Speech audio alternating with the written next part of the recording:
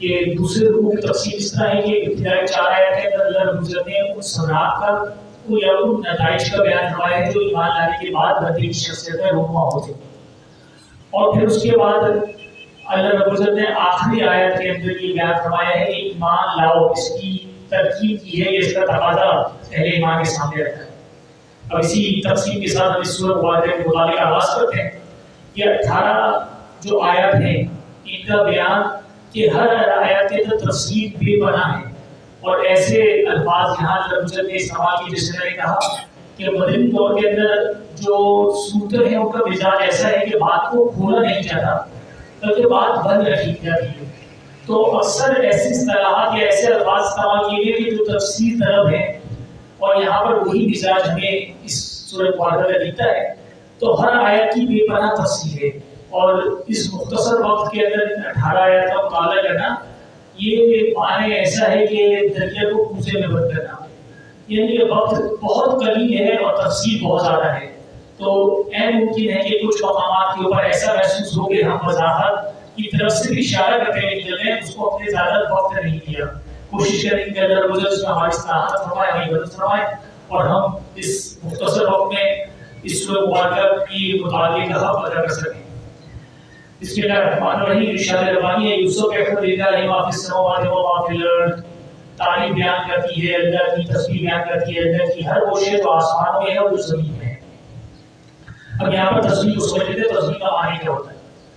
دیکھیں، ایک تو تسبیح وہ ہوتی ہے جس کو ہم جانتے ہیں یا جس کو ہم پڑھتے ہیں، یہ تسبیح ہے قولی کہلاتی ہے کہ ہر شخص اپنی زبان سے اللہ کی تسبیح پڑھ رہا ہے، اللہ کی تسبیح بیان کر رہا ہے، اور یہ تسبیح انتہائی ضروری ہوا کرتی ہے۔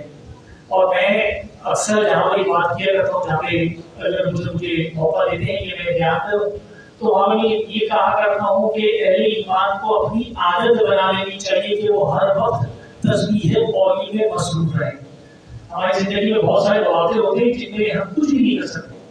مثال کے طور پر آپ ڈاکٹر کے پاس گئے اور ابھی ڈاکٹر کے پاس نمبر آنے میں 20 منٹ ہے، تو 20 منٹ آپ کیا کریں؟ آپ وہاں پر کوئی کھانا نہیں کھا سکتے، وہاں پہ آرام نہیں کر سکتے۔ اب 20 منٹ بیکار بیٹھ کے دیواریں دیکھ کر ادھر ادھر کی گفتگو کرنے سے بہتر یہ کہ انسان تسبیح اللہ کی پڑھتا ہے، اور اتنے اذکار مسنونہ ہیں جو رسول کریم صلی اللہ علیہ وسلم سے تاکید کے ساتھ فرمائیں، ان کو ہر وقت ان کو پڑھتے رہنے چاہیے۔ ایسی سفر کر رہے ہیں، حالت سفر میں گاڑی چلا رہے ہیں یا بس میں بیٹھے ہوئے ہیں، تو آپ کیا کریں؟ تو بہتر یہ ہے کہ آپ وہ تمام تسبیحات میں مصروف رہیں۔ یا اپنی خواتین ہیں وہ کچن میں کام کر رہی ہیں، یا گھر کا کوئی اور کام کاج کر رہی ہے، اس کے دوران آپ کی زبان تو خالی ہوتی ہے، آپ کے ہاتھ چل رہے ہوتے ہیں، تو اہل ایمان کو عادت بنا لینی چاہیے اس بات کی کہ ان کی زبان ہر وقت ذکر الہی میں مشغول رہے۔ یہ ہے تسبیح قولی۔ اور ابھی ہم اس کی جو سورہ مبارکہ کی 8ویں آیت پڑھی اس کے ضمن میں یہ بات سمجھیں گے کہ بروز قیامت بندے مومن کو اپنے ہر اس گھڑی کے اوپر افسوس ہوگا جو اس نے اللہ کے ذکر کے بارے میں گزاری ہو۔ تو اس تسبیح قولی کو اہل ایمان کو چاہیے کہ اپنی عادت بنا لیں۔ لیکن تسبیحات دو اور طرح کی ہوا کرتی ہیں۔ ایک تسبیح ہوا کرتی ہے تسبیح فعلی، عمل کی ہے تسبیح، اور عمل کی تسبیح یہ کہ بندہ اللہ رب العزت کے احکامات کے مطابق زندگی گزارے۔ اللہ تعالیٰ نے نماز کا حکم کیا، بندہ نماز پڑھے، تسبیح عملی ہے۔ اللہ رب العزت نے بے حیائی، فحاشی، سود سے بچنے کا حکم کیا، اس انسان اپنے آپ کو بچائے، یہ تسبیح عملی ہے۔ جو احکامات جن پہ حکم کیا ہے کہ یہ کام کرو، ان پہ بندہ عمل کرے، یہ تسبیح عملی ہے۔ تو تسبیح قولی، تسبیح عملی، یہ دو تسبیحات ہوگی۔ البتہ ایک اور تیسری تسبیح ہوا کرتی ہے، اور وہ تسبیح حالی ہے۔ تسبیح حالی یہ کہتے ہیں کہ ہر شے اپنے ہاتھ سے اللہ کی تسبیح بیان کر رہے ہیں، اللہ کی حمد و ثنا بیان کر رہے ہیں۔ وہ کیسے کہ اگر انسان یہ کہے کہ میں تو اللہ کی مانتے نہیں، اور یہاں پہ یہ لکھا ہوا ہے کہ جب جو شخص اللہ پر ایمان نہیں رکھتا تو نہ ہی وہ تسبیح قولی کرتا ہے، نہ ہی وہ تسبیح عملی، تسبیح فعلی کرتا ہے، تو وہ کہے کہ اللہ تعالیٰ نے تو لکھا ہے یوسف کے حمد اللہ ما فی السماوات و ما فی الارض کہ تسبیح بیان کرتی ہے ہر وہ شے جو آسمانوں میں زمین میں، اور یہ بندہ تو اللہ پر ایمان نہیں رکھتا تو یہ تو کوئی بھی تسبیح بیان نہیں کرتا، تو یہ کیا بات ہوئی؟ تو جان لیجیے کہ جو اللہ کی تسبیح اپنے قول اپنے عمل سے بیان نہیں کر رہا ہوتا وہ بھی مجبور ہوتا ہے کہ تسبیح حال کرے۔ اور تسبیح حال کس کو بولتے ہیں کہ ہر شخص اس بات پر مجبور ہے کہ وہ اللہ کے احکامات کا پابند ہے. مثال طور پر اس کا دل ہے جو دھڑکتا ہے، اور وہ دھڑکتا اللہ کی مرضی سے، اس کی مرضی سے نہیں. وہ جب چاہے اپنے دل کو چلا نہیں سکتا اور جب چاہے اپنے دل کو بند نہیں کر سکتا. اسی طریقے سے اللہ تعالیٰ نے اس کو کان دیے تاکہ وہ کانوں سے سنے، آنکھیں دیے تاکہ وہ آنکھوں سے دیکھے، اور منہ دیا تاکہ اس سے وہ کھائے یا اس سے بولے. اب اگر کوئی شخص جو اللہ پر ایمان نہیں رکھتا وہ یہ چاہے کہ میں کانوں سے کھانا کھاؤں، آنکھوں سے باتیں سن لوں، تو ایسا نہیں کر سکتا. تو وہ بھی مجبور ہے اس بات پر کہ اللہ رب العزت نے اس کو جو اوزار دی ہے وہ اوزار کو اللہ کے احکامات کے مطابق استعمال کرے. تو وہ چاہے کہ وہ اللہ کے احکامات شریعت پر عمل کرے نہ کرے، وہ چاہے کہ اللہ کی تسبیح اس کی بڑائی بیان کرے نہ کرے، لیکن وہ مجبور ہے اس بات پر کہ وہ تسبیح حالی بیان کرے. اور صرف انسان ہی نہیں بلکہ اس کائنات کا ہر ذرہ، ہر پتا اور ہر نقطہ اس بات پر پابند ہے کہ وہ اللہ کی تسبیح بیان کرتا ہے. اور وہ اللہ کی تسبیح ہر شیز کائنات کی، وہ اللہ کی تسبیح اپنی زبان سے، اپنے حال سے، ہر طرح سے بیان کرتی ہے. اور زبان کا معنی بھی یہ ہے کہ یہ زبان جس طریقے سے اللہ نے انسان کو دے رکھی ہے ویسے یہ زبان جلد کو بھی دے رکھی ہے اور پرند کو بھی دے رکھی ہے. ویسے یہ زبان اللہ رب العزت نے شجر کو بھی دے رکھی ہے اور پتھروں کو بھی دے رکھی ہے، پہاڑوں کو بھی دے رکھی ہے. تو یہ تمام کائنات کی جتنی اشیاء ہیں، جتنی مخلوقات ہیں، یہ سب اللہ کی تسبیح اپنی زبان سے بیان کر رہی ہوتی ہیں. جیسے حدیث مبارکہ میں آتا ہے کہ بروز قیامت انسان کے ہر اوضاع کو اور ہر شے کو، ہر راستے کو زبان دینی چاہیے. وہ یہ گواہی دے گا، راستہ گواہی دے گا کہ اس انسان نے میرے اوپر یہ نیکیاں کی اور یہ گناہ کیے. تو اسی طریقے سے ہر شے کی زبان ہے، وہ زبان سے اللہ کی تسبیح بیان کر رہی ہوتی ہے. اور ہاتھ سے بھی، جیسے کہ اللہ رب العزت نے سورج کو ایک کام کیا، اس سورج اس کام پہ معمور ہے، درخت کو ایک کام کیا، وہ درخت اس کام پہ معمور ہے. تو ہاتھ سے بھی اپنی اللہ کی تسبیح بیان کر رہی ہے کائنات کی ہر شے، اور زبان سے بھی کر رہی ہے. اور پھر میں یہ سمجھایا کرتا ہوں کہ اللہ رب العزت نے انسان کو تمام مخلوقات میں اشرف بنا دیا. اب آپ یہ سوچیں کہ اس کائنات کی ہر شے اللہ کی تسبیح بیان کر رہی ہے، لیکن جو اشرف المخلوقات ہے وہ اللہ کی تسبیح سے اگر محروم ہو تو کیا وہ شخص یا وہ مخلوق اشرف المخلوقات کہنے کا حقدار ہوگا؟ تو وہ شخص جس کو ہم ادنا جانتے ہیں، جس کو ہم فضیلت نہیں دیتے، وہ پتھر، وہ چونٹی، وہ پرندہ، وہ بھی اللہ کی تسبیح بیان کرتا اور میں اللہ کی تسبیح بیان نہ کرتا ہوں، تو اس کا معنی یہ ہوا کہ میں نے اپنے آپ کو محروم کر رکھا ہے. تو اہل ایمان کو چاہیے کہ وہ ہر وقت، ہر لمحہ اللہ کی تسبیح میں مشغول رہیں. آگے ارشاد فرمایا لہ الملک و لہ الحمد، اسی کی بادشاہت ہے اور اسی کی تعریف ہے، اسی کی تمام حمد ہے. اب اسی کی بادشاہت تو ہم یہ دیکھتے ہیں کہ اس دنیا کے اندر کبھی کسی جگہ پہ کسی شخص کی بادشاہت ہے، کسی جگہ پہ کسی شخص کی چودراہٹ ہے چل رہی ہے. تو اسی کی بادشاہت کا معنی کیا ہوا؟ تو اسی کا معنی یہی ہوا کہ جس طریقے سے ہر شخص چاہے اپنے آپ کو کتنا ہی بڑا بادشاہ کیوں سمجھتا ہو، لیکن پھر بھی وہ مجبور ہے اللہ کے آگے، پھر بھی وہ اپنی مرضی سے اپنی زندگی بڑھا نہیں سکتا اور اپنی مرضی سے کسی کی زندگی بسم اللہ الرحمن الرحیم. تو میں یہ عرض کر رہا تھا لہ الملک کے زمانے کہ کوئی شخص اپنی مرضی سے اپنی زندگی بڑھا نہیں سکتا اور اپنی خواہش کے مطابق کسی کی زندگی کم نہیں کر سکتا. اسی طریقے سے کوئی بھی شخص اپنا رزق نہیں بڑھا سکتا، اپنے دل کو قابو نہیں کر سکتا. تو بادشاہ اصل اسی کی ہے. اور اگر انسان اس دنیا کے اختیار کو اصل اختیار سمجھتا ہے تو وہ انسان گمراہی کا بھی آگے ابھی 8ویں آیا تو اس کے زمانے میں آپ سمجھ لیں گے کہ اصل بادشاہ اسی کی ہے. جیسے کہ اگر آپ کے پاس ایک چیز ہو، جیسا موبائل آپ کے پاس ہے اور آپ کے گھر میں آپ کا بچہ آپ سے مانگتا ہے موبائل، آپ اس کو تھوڑی دیر کے لیے موبائل دے دیں، تو بچہ جس طرح سے موبائل سے کھیلتا ہے وہ موبائل کو استعمال کرتا ہے، تو کیا اس کی کھیلنے میں استعمال کرنے سے وہ موبائل اس کا ہو جاتا ہے؟ اصل تو موبائل آپ کا ہے. ایسے ہی یہ جو بادشاہت دنیا کے اندر لوگوں کو ملی ہوئی وہ ایسی ہی ہے کہ اللہ نے وقتی طور پر انسان کو دے دیے یہ اختیارات، اور بولا ذرا دیکھتا ہوں میں کہ تم اس اختیارات کے ساتھ، اس بادشاہت کے ساتھ، اس طاقت اور اقتدار کے ساتھ کیسا عمل کرتے ہو، یہ تمہارے آزمانے کے لیے ہے. تو اصل بادشاہت تو اللہ کی ہے اور انسان کو صرف آزمائش کے لیے اختیارات دیتے ہیں، وہ بھی بہت مخصوص، انہی نہیں. اور بلہ الحمد، اور اسی کی تمام تعریفیں ہیں، اس کے سوا کسی کی تعریف نہیں. اب اگر میں کسی شخص کی تعریف کروں، مثال کے طور پر کوئی شخص خوبصورت دکھتا ہے اور میں بولوں آپ تو بہت خوبصورت، بہت حسین و جمیل ہے، تو اگر کسی پینٹنگ کی تعریف کی جائے تو وہ پینٹنگ کی تعریف ہوگی یا اس کو بنانے والے مصور کی تعریف ہوگی؟ وہ مصور کی تعریف ہوگی، وہ پینٹنگ کی جو تعریف ہے وہ مصور کی تعریف ہے۔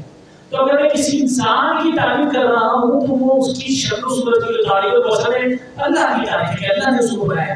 اسی طریقے سے اگر کسی انسان کسی صلاحیت کی تعریف کر رہا ہوں کہ جی آپ لکھتے بہت اچھا ہے، آپ بولتے بہت اچھا ہے، تو وہ بولنے کی اور لکھنے کی صلاحیت اس کو اللہ نے دی ہے، تو اس کی جو تعریف کی جا رہی ہے وہ اصل ہے اللہ کی تعریف کی جا رہی ہے۔ تو کائنات کی کسی بھی شے کی اگر آپ تعریف کریں گے تو وہ اصل میں اللہ ہی کو جا رہی ہوگی۔ تو تمام تعریفیں جیسے تمام بادشاہت اللہ کی ہے ویسے ہی تمام تعریفیں اللہ کی ہیں۔ وَهُوَ عَلَىٰ كُلِّ شَيْءٍ قَدِيرٌ، اور وہ ہر شے پر قدرت رکھنے والا، کوئی شے اس کے قدرت سے، اس کے دستے اقتدار سے باہر نہیں کہ انسان کی سمجھے شاید یہ کام اللہ کے بس میں نہیں ہے اور یہ کام فلانے سے کروا سکتا ہوں، یہ اپنے آپ میں ایک غلطی اور اچھے ہے۔ تو ہر شے اللہ کے اختیار میں ہے، وہ ہر شے پہ قادر ہے، ہر کام وہ کر سکتا ہے۔ بس سوال یہ کہ ہم اس کی اس قدرت پر بھروسہ کرنے والے کتنے ہیں، ہمیں اس بات پر یقین کیسے ہے کہ یہ کام اللہ جب چاہیں گے ہو جائے گا۔ تو ہماری اکثر مایوسی کے اندر یہ بولتے تھے کہ نہیں یہ تو جیسے کہ ہم پاکستان والے بول رہے تھے نہیں یہ پاکستان کے کوئی حالات نہیں سدھر سکتے، تو ہر شے اللہ کی قدرت میں وہ جب چاہے اس کو کر سکتا ہے۔ آگے ارشاد فرمائے اللہ بزرگ نے اگلی آیت کے اندر انسانوں کی تقسیم کے بارے اور دو قومی نظریہ ہے جس کو اللہ تعالیٰ نے بیان فرمایا ہے کہ اس کائنات میں اللہ تعالیٰ سے دو ہی انسانوں کی قومیں، دو ہی گروہ بنائے۔ ارشاد ہوا هو الذی خلقکم، وہی اللہ ہے جس نے تم سب کو تخلیق کیا، فمنکم کافر ومنکم مؤمن، اور پھر تم میں سے کوئی کافر ہو گیا اور تم میں سے کوئی ایمان والا ہو گیا۔ تو پہلی بات جو سمجھنے والی ہے کہ اللہ نے سب کو تخلیق کیا تو ہونا تو یہ چاہیے تھا کہ سب اللہ پر ایمان لانے والے ہوتے ہیں، لیکن انسان نے اپنے آپ کو دو گروہ میں تقسیم کر دیا، ایک گروہ ایمان والوں کا اور ایک گروہ ایمان نہ لانے والوں کا، کافروں کا ہے۔ اور یہی تقسیم دنیا میں ازل سے چل رہی ہے، ازل سے چل رہی ہے اور اب تک چل رہی ہے، ہمیشہ سے چل رہی ہے، ہمیشہ چل رہی ہے۔ اور یہی اصل تقسیم ہے۔ ہم جو ہندوستان کے اوپر جب پاکستان کے بننے کی بات کرتے ہیں تو اس میں ہم یہ دو قومی نظریے جو بیان کرتے ہیں، یہ نظریہ صرف قرآن کا نظریہ ہے کہ قومیں صرف دو ہی ہیں، ایمان والوں کی قوم اور ایمان نہ لانے والی قوم، اور ان دونوں کے درمیان کوئی قدر مشترک نہیں ہے، یہ دونوں ایک دوسرے سے بالکل جدا ہے، اور یہی اصل میں تقسیم ہے۔ اور انسان کو ہمیشہ یاد رکھنا چاہیے کہ اسی شے کی بنیاد کے اوپر انسان کو تقسیم کیا گیا۔ اب ہم مسلمان چاہیں کتنے اپنے آپ کو تقسیم کریں، ہم اپنے آپ کو ملک کی بنیاد کے اوپر ترک، عرب اور پاکستانی، ہندوستانی، ایرانی یہ سب بنا لیں، یا پھر ہم مسلک کی بنیاد کے اوپر آج اپنے آپ کو اس والے مسلک کے، اس والے مسلک کے، یا اس رنگ کی ٹوپی والے، اس رنگ کی ٹوپی والے تقسیم کر لیں، جیسا ہمارا دل چاہے ہم کرتے رہتے ہیں۔ لیکن یاد رکھیے گا کہ اصل تقسیم یہ دو ہی ہے، اور جو کافر ہے، جو آپ کا دشمن ہے، وہ آپ کو ایک ہی نظر سے دیکھتا ہے۔ آپ کسی بھی رنگ کی ٹوپی لگاتے ہو، کسی بھی رنگ کی مسجد میں نماز پڑھتے ہو، آپ کسی بھی زبان کے بولنے والے ہو، کسی بھی ملک سے تعلق رکھنے والے ہو، اگر وہ آپ کو مسلمان جانتا ہے، مسلمانوں میں گنتا ہے، تو وہ آپ کو اپنا دشمن سمجھے گا۔ اس کو فرق نہیں پڑتا اس بات سے کہ آپ اس مسجد میں نماز پڑھتے ہیں، یا آپ عربی ہیں یا عجمی ہیں یا ترک ہیں یا روحانی ہیں، وہ آپ کو اپنا دشمن سمجھتا ہے۔ تو دنیا میں اصل تقسیم یہ دو ہی ہے۔ بدقسمتی سے آج ہم مسلمانوں نے اس ایمان کی تقسیم کو چھوڑ کر دوسری تقسیمیں بنا لی، اور قومیت کی بنیاد کے اوپر، عصبیت، لسانی عصبیت کی بنیاد کے اوپر، فرقہ واریت کی بنیاد کے اوپر ہم نے ایک دوسرے کو اپنا دشمن بنا رکھا ہے۔ لیکن اللہ رب العزت بھی اور دشمن اسلام بھی انسان کو صرف مسلمان اور کافر کی گنتے میں کیا کرتے ہیں۔ تو یاد رکھیے گا یہی تقسیم ہے، ایک بات۔ دوسری بات اللہ تعالیٰ نے ارشاد فرمایا فَمِنْكُمْ کافر، تو تم میں سے کوئی ہو گیا کافر، یعنی کہ تم سب کو اللہ تعالیٰ نے تو ایک ہی بنایا تھا، ایک ہی گروہ بنایا تھا۔ حدیث مبارکہ میں ارشاد ہے کہ رسول کریم صلی اللہ علیہ وسلم ارشاد فرماتے ہیں، برطبی کے اندر اس روایت کو نقل کیا گیا ہے کہ جو بھی بچہ پیدا ہوتا ہے وہ دین فطرت یعنی اسلام پر پیدا ہوتا ہے، پھر اس کے ماں باپ ہیں جو اس کو مجوسی، یہودی یا نصرانی بنا دیتے ہیں۔ تو معلوم یہ ہوا کہ ہر شخص جو پیدا ہوتا ہے، ہر بچہ جو پیدا ہوتا ہے وہ ایمان پر پیدا ہوتا ہے، اور پھر اس کے بعد اس کو دو تقسیموں میں بانٹ دیا جاتا ہے، ایمان والے کی تقسیم یا ایمان نہ لانے والے کی تقسیم۔ تو یہ دو قوم نظر کے بیان یہاں پہ ارشاد فرمایا اللہ حکمت احمد بصیر، اللہ رب العزت خوب جانتا ہے، خوب دل رکھتا ہے اور خوب دیکھ رہا ہے تمام باتوں کا جو تم کر رہے ہو، تمہارے اعمال کو، تمہاری ایمان کو اللہ خوب دیکھنے والے ہیں۔ آگے اللہ رب العزت نے انسان کی صورت کے بارے میں ارشاد فرمایا، اس کی تخلیق کے بارے میں ارشاد فرمایا اور ارشاد فرمایا خلق السماوات والارض بالحق، اس نے اس آسمان و زمین کو بنایا بالکل صحیح حق کے ساتھ۔ یہ آسمان و زمین آپ دیکھیں تو یہ کیسے عجائب آپ کو معلوم ہوں گے کہ زمین کیسی جو ایک بنا رکھی ہے اللہ رب العزت نے، کہ اسی زمین کے اندر آگ بھی ہے، اسی زمین کے اندر تیل بھی ہے، اسی زمین میں کولر بھی ہے۔ اب آگ اور ایندھن یہ دو تو اپوزٹ چیزیں، اگر یہ مل جائے تو دھماکہ ہو جائے گا۔ تو محسوس یہ ہوتا ہے کہ زمین تو دراصل بم کا گولا ہے، لیکن اللہ نے اس کو کیسا منظم بنایا ہے کہ یہ چیزیں آپس میں ملتی جلتی نہیں ہیں۔ تو اللہ رب العزت نے کیسی زمین بنائی ہے، آسمان پہ غور کرے تو اس کے عجائب الگ ہیں۔ تو کیسا یہ آسمان بنایا، بالکل حق بنایا ہے، بالکل صحیح بنایا ہے۔ کوئی بھی آپ عمارت بنا لیں، کوئی بھی آپ چیز بنا لیں، کچھ عرصے کے بعد اس کو رینوویشن کی ضرورت پڑتی ہے، اس کو مرمت کی ضرورت پڑتی ہے، لیکن آسمان و زمین کی آپ نے کبھی مرمت ہوتی نہیں دیکھی ہوگی، اللہ تعالیٰ نے ایسا بنایا ہے۔ تو ان کو بالکل حق کے ساتھ بنائے اور ارشاد فرمایا وَصَوَّرَكُمْ، اور پھر اس نے تمہاری صورت کری، تمہاری شکلیں بنائی، فَأَحْسَنَ صُوَرَكُمْ، اور کیا ہی خوبصورت اس نے تمہاری شکلیں بنائی۔ اب انسان کی شکل کو کہیں سے تبدیل کرنے کی کوشش کریں، آپ اس کی ناک کاٹ کر کے کوئی دوسری طرح کی چیز لگا دیں، یا اس کی آنکھوں کو آپ دھوبلے کرنے کی کوشش کریں، آپ اس کو بدنما تو کر سکتے ہیں، مزید خوبصورت نہیں کر سکتے۔ اور پھر آپ یہ دیکھیں کہ کتنے کھربوں اور اس سے زیادہ انسان اس دنیا میں گزرے اور ہر وقت موجود رہتے ہیں۔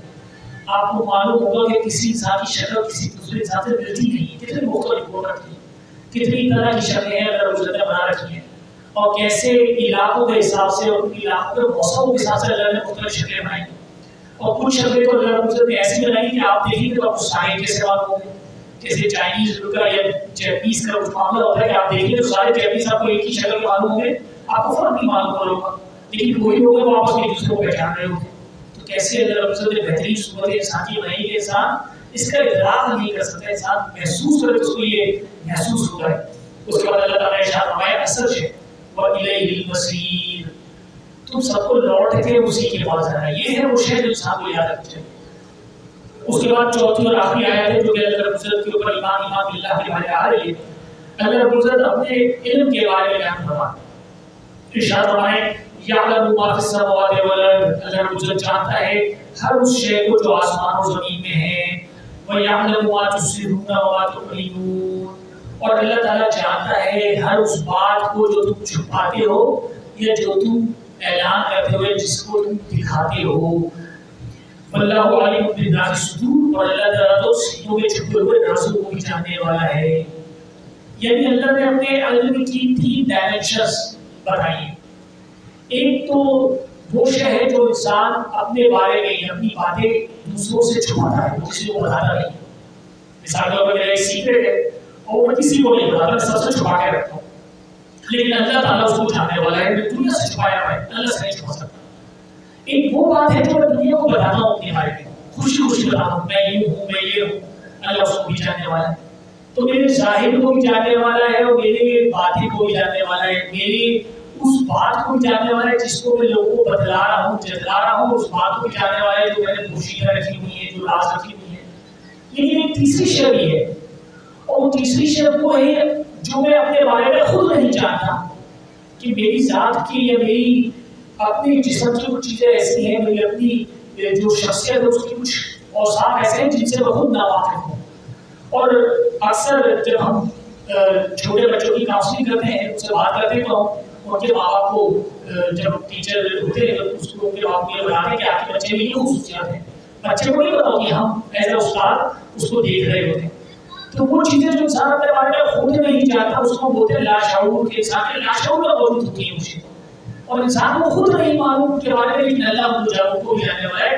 ارشاد ہوا واللہ عالم بذات الصدور، اور سینوں میں چھپے رازوں کو بھی جاننے والا ہے۔ یعنی انسان کے بارے میں وہ شے جس سے انسان خود ناواقف ہے، اللہ واقف ہے۔ تو یہ اللہ کی علم کی وسعت ہے کہ انسان کے ظاہر کو بھی جانتے ہیں، اس کے باطن کو بھی جانتے ہیں، اور اس شے کو جانتے ہیں جس کو خود نہیں جانتا اپنے بارے میں۔ یہ اللہ رب العزت کی علم ہے، اس کی وسعت ہے۔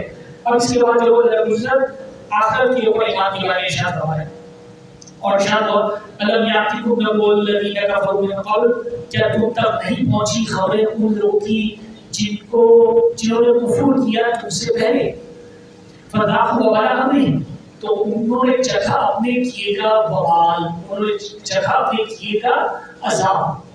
تو ایمان بالآخرت کے بارے میں ارشاد فرمایا جا رہا ہے کہ تم سے پہلے بھی قومیں گزری ہیں جو اللہ کا کفر کر چکی ہیں، تو تم اگر آج اللہ کا کفر کرو گے اور یہ سمجھو گے کہ ہم اللہ کا کفر کر کے بچ جائیں گے، یا ہم اللہ کا کفر کر دیں تو ہم اللہ کا بڑا نقصان کریں گے، تو تم کسی مغالطے کسی ذوق میں، کیونکہ تم سے پہلے جو لوگ گزرے قومیں گزری ہیں وہ تم سے زیادہ باصلاحیت ہوا کرتی تھی اور تم سے زیادہ با کمال ہوا کرتی تھی۔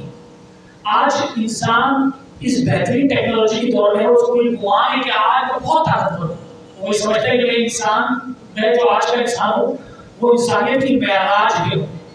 اس معراج کے ساتھ، اس ٹیکنالوجی کے ساتھ، اس علم کے ساتھ بھی انسان، آج کا انسان اس قابل نہیں کہ احرام مصر کا ایک پتھر بھی زمین سے اٹھا کر اونچائی تک پہنچا سکے۔ اور کیسے اس دور کے انسانوں، اس وقت کے انسانوں جن کو اللہ نے تباہ کر دیا، انہوں نے کیسے اس احرام مصر کو کتنی تعداد کے اندر بنا لیا۔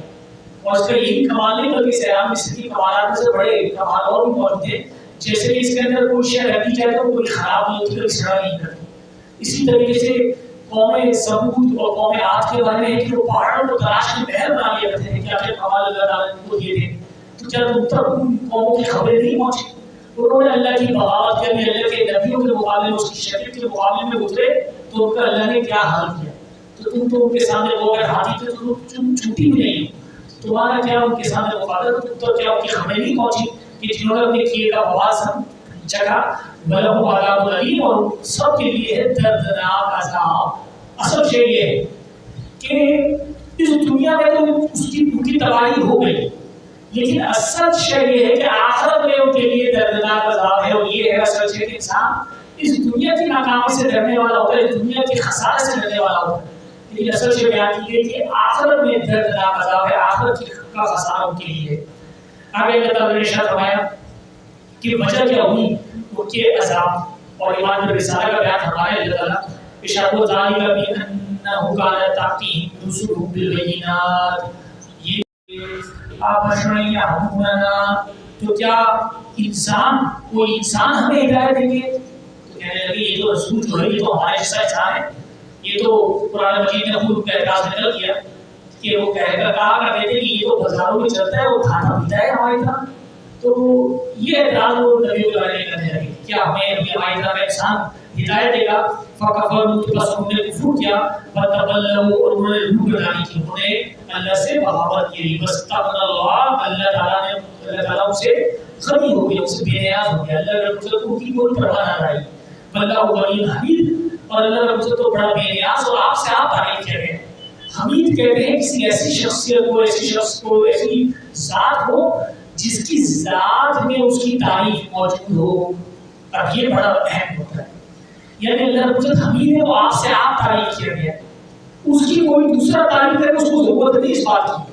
اب مثال کے طور پر ایک بہت خوبصورت شے ہے، بہت خوبصورت پھول ہے، اس کی میں تعریف کیا بیان کر سکتا ہوں؟ میں یہ بیان کروں گا کہ وہ بہت خوبصورت ہے، میں یہ بیان کروں گا کہ میں نے اس جیسی کوئی شے کبھی نہیں دیکھی، اور کوئی مزید تعریف کے بعد بیان کروں گا۔ لیکن اگر اس شے کا حصول ان تمام چیزوں سے بڑھ کر ہوگا، اگر ایک بہت حسین پھول ہے اس کی میں بڑی تعریفیں کرتی، ساری تعریفیں کرتی، اب اس سے مزید حسین کوئی پھول آئے تو میں کیا کروں گا؟ اب اس سے مزید حسین پھول کے لیے میں یہی باتیں کروں گا۔ تو اصل میں نے کیا کیا، جو زیادہ حسین پھول تھا اس کو، جو کم حسین پھول تھا اس کو اپنی الفاظ سے برابر کر دیا۔ میری بات آپ سمجھے کہ ایک چیز تھی حسین، اس کی میں نے تعریف کی، اپنی تمام الفاظ استعمال کر لیے، میرے پاس ذخیرہ الفاظ ختم ہو گیا، اب میں اس سے زیادہ تعریفیں نہیں کر سکتا۔ اب اس شے سے زیادہ حسین شے کوئی اور اگر ہو تو اس زیادہ حسین شے کی تعریف کیسے بیان کروں؟ اس زیادہ حسین شے کی تعریف کے لیے میں یہی الفاظ استعمال کروں گا، کیونکہ اس سے زیادہ تو الفاظ میرے پاس تھی نہیں۔ تو میں نے پہلی شے کو اور دوسری شے کو دونوں کو برابر کر دیا اپنے الفاظ سے۔ اصل میں تو دوسری والی شے زیادہ حسین تھی، لیکن میرے پاس چونکہ الفاظ نہیں ہے، میرے پاس چونکہ صلاحیت نہیں ہے، اس لیے میں نے اپنی کم صلاحیتوں کی وجہ سے، اپنی کم علمی کی وجہ سے دونوں پہلی اور دوسری چیز کو برابر کر دیا۔ تو جو زیادہ حسین شے تھی وہ اس بات کی مستحق تھی کہ اس کی زیادہ بہتر تعریف کی جائے، میرے پاس تو الفاظ اتنے زیادہ بہتر تعریف کرنے کے لیے. تو میں اصل میں جو دوسری شے کی تعریف کر رہا ہوں اس کی تعریف نہیں ہے بلکہ اس کے مقام کو گرانا ہے. یہی معاملہ اللہ کی تصویر کے بارے میں کہ انسان اللہ کی کیا تعریف بیان کرے. اللہ سب سے بڑا ہے اس لیے لگے تھے لیکن کتنا بڑا ہے کیا مقام اس کو انسان کو کیا لگا اس کے بارے میں.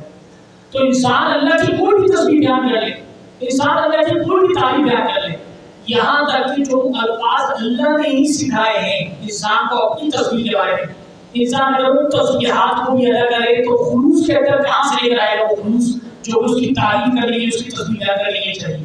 وہ پاکیزگی کہاں سے لے کر آئے گا جو پاکیزگی اس کی تعریف اس کی تصویر بیان کرنے کے لیے چاہیے.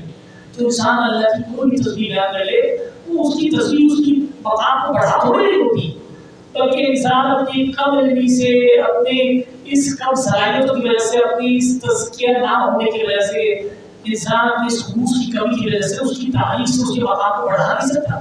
بلکہ ایسا کہ وہ بڑی گری ہوگی, بڑی کمتر باتیں کر رہا ہوتا ہے, بڑے کمتر تسبیحات کر رہا ہوتا ہے, اور اللہ کا کرم ہے کہ وہ اس کی تسبیحات کو قبول کر لیتا ہے.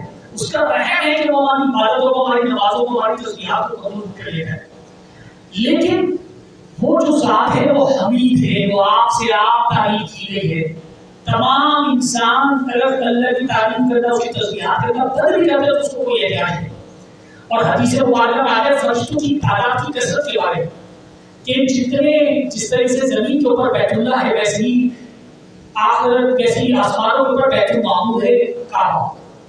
اس بیت المعمور کے بارے میں آتا ہے کہ جب وہ بیت المعمور بنا تھا تو پہلی بار جس فرشتے نے اس بیت المعمور کا طواف کیا تھا قیامت تک اس فرشتے کی دوبارہ باری نہیں آئے گی, اتنی تعداد کا فرشتے. اور وہ فرشتے جن کو اللہ نے قیام کا حکم دیا کوئی جماعت ہے جو مستقل قیامت تک قیام کی حالت میں ہے, جو رکوع ہے وہ قیامت تک رکوع کی حالت میں ہے, اور جو سجدے میں ہے وہ قیامت تک سجدے کی حالت میں ہے. اس تعداد میں فرشتے جب موجود ہو تو اللہ کو کیا ضرورت اس انسان کی تسبیحات کی, اس کی عبادت کی. اور اگر یہ فرشتے بھی نہ ہوتے, اگر اللہ ان فرشتوں کی تخلیق نہ کرتا تو کائنات میں کوئی شے تخلیق نہ کرتا, تب بھی اس کو کسی کی تعریف کی, کسی کی تصویر کی ضرورت نہ تھی, کیونکہ وہ حمید ہے, آپ سے آپ تعریف کیا گیا, اس کی ذات میں اس کی تعریف میں رہا ہے, وہ چھپی ہوئی ہے. آگے ارشاد ہوا اگلی آیت کے اندر زعم الذین کفروا, وہاں کے لوگوں نے جنہوں نے کفر کیا, لن یبعثوا, کہ ہم ہرگز دوبارہ نہ اٹھائے جائیں گے, کہ ہم نے اس دنیا میں ہی مرنا ہے اور ہم نے اس دنیا میں ہی ختم ہو جانا ہے, دفن ہو جانا ہے. اور یہ جو انکار آخرت ہے دو طرح کا ہے. ایک تو انکار آخرت یہ ہے کہ انسان زبان سے بولے کہ دنیا اور آخرت کچھ نہیں. ایک انکار آخرت یہ زبان کا نہیں ہے بلکہ عمل کا ہے. انسان بولتا تو نہیں ہے لیکن وہ جیتا ایسے ہے جیسے کہ اس نے اس دنیا میں رہنا ہے, واپس نہیں اٹھنا. اور ہمارے ابھی لاشعوری طور پہ آج کے انسان کو یہ سکھایا جاتا ہے میڈیا کے ذریعے, ٹی وی کے ذریعے. اسی لیے میں کہا کرتا ہوں کہ ان سے دور رہیں, ان سے بچائیں اپنے آپ کو بھی اور اپنے والوں کو. کیا آپ کو سکھایا جا رہا ہے جیسے چاہو گی ہو, اور زندگی نہ ملی دوبارہ کرتے, زندگی دوبارہ ملی ہے. یہ تو ہمارا عقیدہ ہے کہ ہمیں مر کے مر کرنے کے بعد دوبارہ جیون ہے, لیکن ہمیں اس لوگوں کو سکھایا جاتا ہے زندگی نہ ملی دوبارہ. تو یہ انسان کو لاشعوری طور پہ سکھایا جاتا ہے, اور وہ سیکھ کر ایسے ہی زندگی گزارتا ہے جیسے اس نے دوبارہ نہ اٹھنا. اللہ ارشاد فرمائے کہ کافروں کو دعا کہتے ہیں کہ ہرگز دوبارہ نہیں اٹھائے جائیں گے. اللہ ارشاد فرمائے رسول کریم صلی اللہ علیہ وسلم کو حکم دے رہے ہیں, قل آپ فرما دیجیے, قل بلا وربی, کیوں نہیں اور مجھے قسم ہے میرے رب کی, لا تبعثن, تم لازم اٹھائے جاؤ گے. اب یہ دیکھیں رسول کریم صلی اللہ علیہ وسلم کو جن کو صادق اور امین کہا کرتے تھے ان کی زبان سے کہلایا کہ تاکہ جن کو تم سچا مانتے ہو ان کی زبان سے کہلایا جا رہا ہے کہ ان کی بات ایمان بھی سچی ہو. اور ان سے یہ نہیں کہا کہ آپ کہہ دیجیے, بلکہ انہوں نے قسم کھلوائی اسے کہ مجھے قسم ہے میرے رب کی. اور جو لوگ عربی جانتے ہیں تو ان کو معلوم ہوگا کہ اس اسلوب کے تحت آیا کہتے ہیں انتہائی زور ہے. ارشاد ربی, قسم ہے مجھے میرے رب کی, لا تبعثن, تم لازمن اٹھائے جاؤ گے, ثم لا تنبئن, اور تم لازمن جتلا دیے جاؤ گے, بما عملتم, ان تمام اعمال کے بارے میں جو تم نے دنیا میں کیے ہیں. وذالک علی اللہ یسیر, اور یہ اللہ رب العزت کے لیے بہت ہی آسان ہے. اس کی کوئی مشکل بات نہیں ہے. تمہیں لگتا ہے کہ یہ مشکل ہے, پیچھے ہم نے پڑھ کے آ چکے ہیں, وہ اللہ علی کل شیء قدیر, وہ اللہ ہر شے پر قدرت رکھنے والا ہے. تو یہ آخرت کا مربع کر دینا بھی اس کی قدرت کے اندر ہے، اس کی قدرت سے باہر نہیں۔ آگے شرط ہوا 8ویں آیت کے اندر فآمنوا باللہ ورسولہ، اور پس ایمان لاؤ اللہ اور اس کے رسول پر، والنور الذی انزلنا، اور اس نور پر یعنی اس قرآن مجید پر جو ان کے ساتھ رسولوں کے ساتھ نازل ہوا، واللہ بما تعملون خبیر، اور اللہ تعالیٰ جو ہے وہ علم رکھنے والا ہے، تمہارے تمام اعمال کی خبر رکھنے والا ہے۔ اب نبی آیت ہے سورۃ مبارکہ کی اور مرکزی آیت ہے۔ اللہ تعالیٰ ارشاد فرمائے یوم یجمعکم لیوم الجمع، اس روز جب وہ تم کو جمع کرے گا جمع کرنے والے دن، ذالک یوم التغابن، یہ ہوگا اصل ہار جیت کا دن۔ یوم التغابن ہوتے ہیں کسی ایسے دن کو جس میں فیصلہ کر دیا جائے گا، جس میں اصل فیصلہ کیا جائے گا کہ کون ہارا اور کون جیتا۔ آج میں دنیا کی کامیابی سے سمجھتا ہوں، آج میں دنیا میں کس شے کو کامیابی سمجھتا ہوں۔ اب ذرا ہم سب غور کریں اپنی زندگی کے اوپر کہ میرے نزدیک دنیا کی کامیابی ہے کیا۔ جب میں چھوٹا تھا اسکول میں پڑھتا تھا تو میرے نزدیک دنیا کی کامیابی کیا تھی کہ کلاس کے اندر میں فرسٹ آیا۔